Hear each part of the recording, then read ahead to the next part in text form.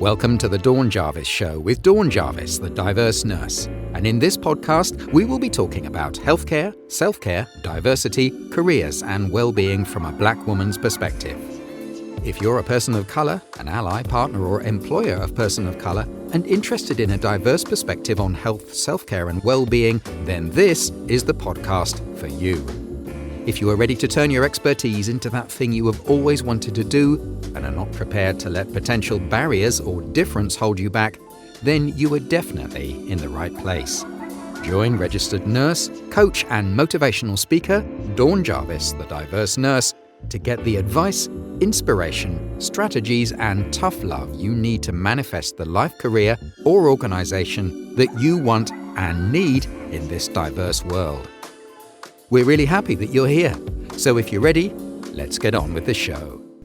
Welcome to the Dawn Jarvis Show.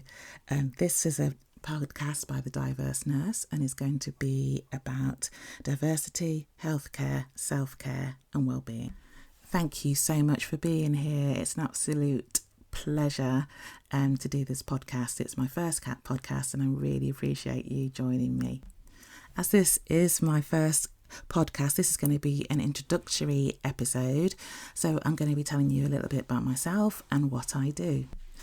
I'm a registered nurse and I'm registered to work with both adult and children in healthcare. I have just finished a wonderful 37-year career in the NHS, which is the National Health Service in the United Kingdom, and during that portfolio career I was really lucky to do a lot of things.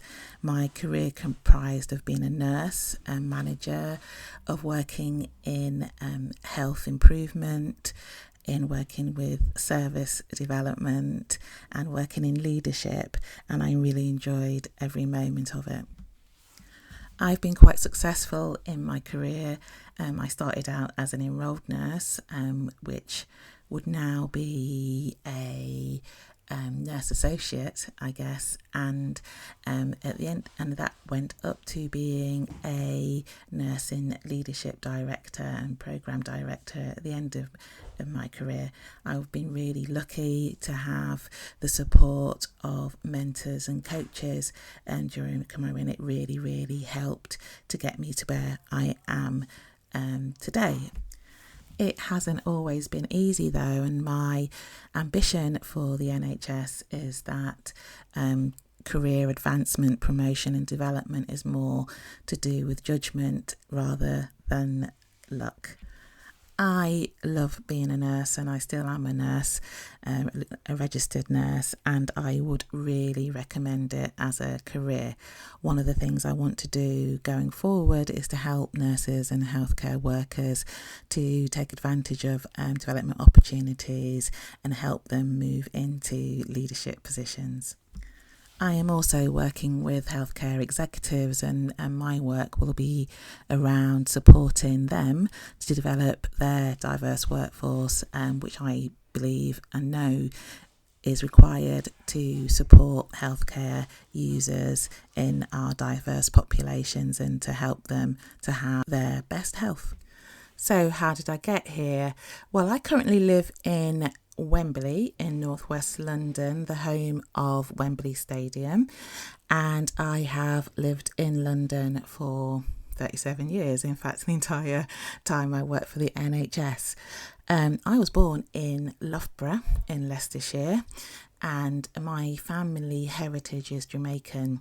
My parents came over from Jamaica in the 60s to make a life for themselves. I went to school in Loughborough, and so Loughborough is a place where there's not many black people.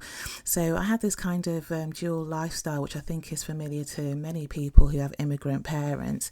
And then when I went to school, I was the, I guess, normal English schoolgirl, but when I went home I had a totally different life altogether, where my family were completely Jamaican with different traditions, different food, a different way of being and a different way of being brought up. So that was a bit of a balancing act and quite difficult to do sometimes. I grew up in the 70s and the 70s world was quite harsh, and not many allowances were made for difference, and I wanted definitely to be around more people who look like me and to make that happen. And I also wanted to be a nurse, so to make that happen I left home at 18 and came to London to do my nurse training, which was wonderful.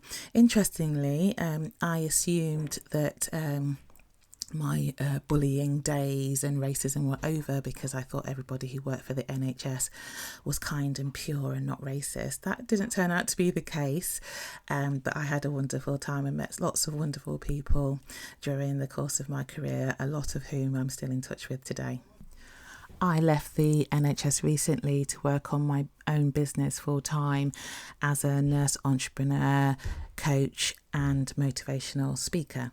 So now I bet you're thinking, what is a nurse entrepreneur? Well, to me, a nurse entrepreneur and what I do is someone who is a nurse and makes their living using the skills and expertise they acquired during their career as a nurse and during my career as a nurse.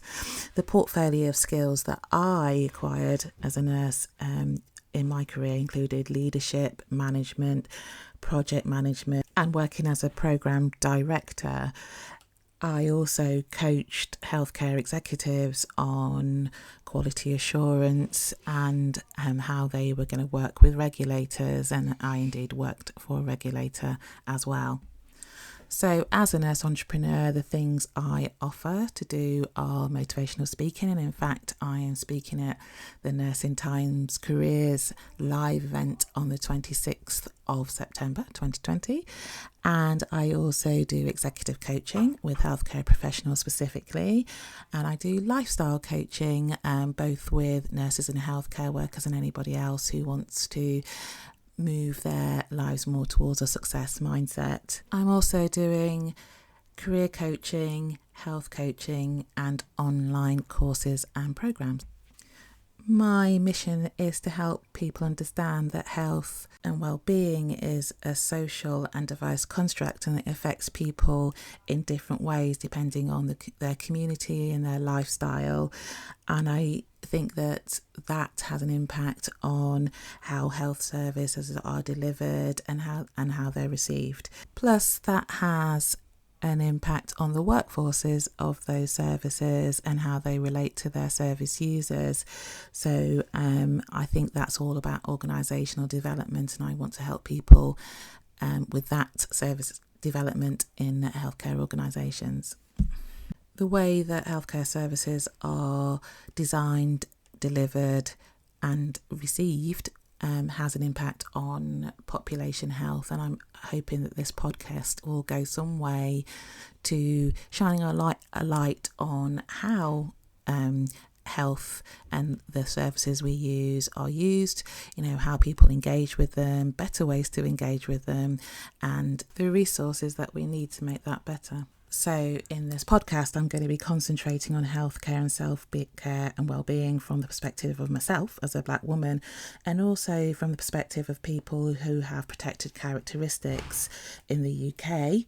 And protected characteristics are defined by the Equality Act 2010, and that is a legislation which is designed to protect people from discrimination in the workplace. The aims of the Equality Act are to eliminate discrimination, advance equality of opportunity, and to foster good relations across all the protected characteristics between people who share a protected characteristic and people who do not share. The protected characteristics are age, disability, gender reassignment, race, religion or belief, sex, sexual orientation, marriage or civil partnership, pregnancy and maternity.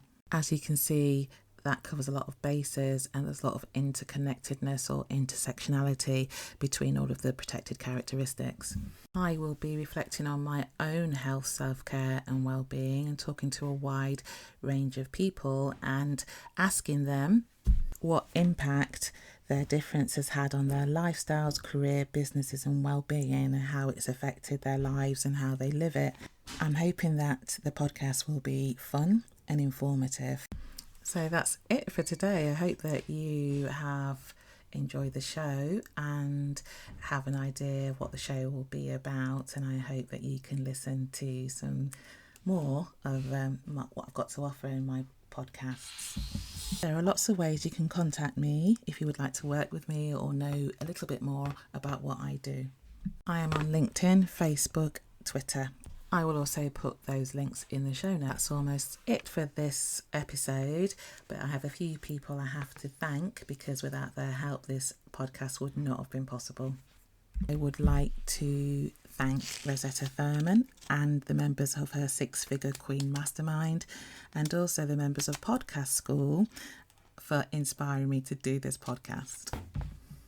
I'd like to thank Safia Sator, the Connected Entrepreneur, who's my personal coach, and the members of the Coaches Launch Lab and the Launch Lab membership for their advice, inspiration and support. These are amazing ladies. The other people who made this podcast possible are Matthew Morrison, Tyson's Ghost, who did the intro and outro music for this podcast, the voiceover artist and actor Andrew Bagley, who did the spoken intro and outro for the show, the actor Mia Jarvis, who is also my daughter, who gave me direction on my voice, and lastly I'd like to thank Fergus Elder, also known as the Farmer, for being my rock. Thanks a million for listening, and I hope to see you next time.